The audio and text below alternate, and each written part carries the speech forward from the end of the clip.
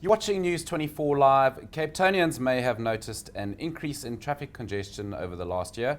Today we're hopefully going to find out why. I'm joined in studio by David Frost, who's the Deputy Director for Road Safety Management in the Western Cape. He's going to shed some light on this and other topical road safety issues. David, good morning. Thanks very much. Good afternoon, rather. It's just past the noon.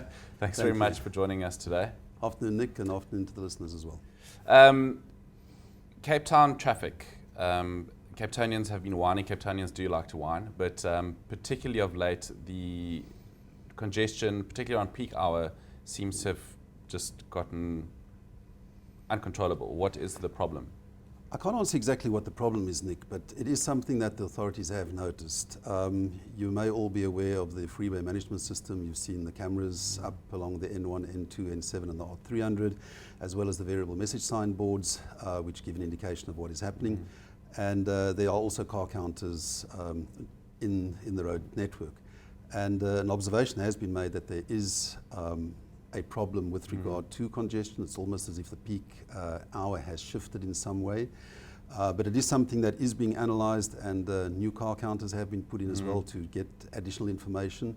And as soon as there's a proper finding on this, I'm sure they will go public and inform the public as to what exactly is happening.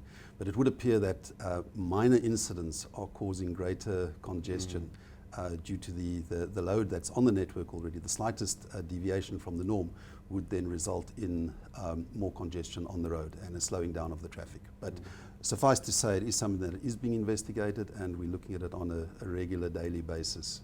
Probably doesn't help either, David, with the sort of road system that Cape Town has. I mean, it does have very limited sort of freeways into and out of the city. When you have an event on, for example, in and around the CBD, I mean, it's just gridlocked. Yeah, I think the problem is that it relates to the location of the city. I mean, if you look at the harbour in proximity to the mountain and the sea, and when you're going south or east, that's basically the only direction you can go. Out of the city, you can't really go north or to the west. So you've got limited road space, and it's just sadly the geography of the city. So we've got to live with that. So, I mean, is that something that might change over the next few years? I believe that you guys also will.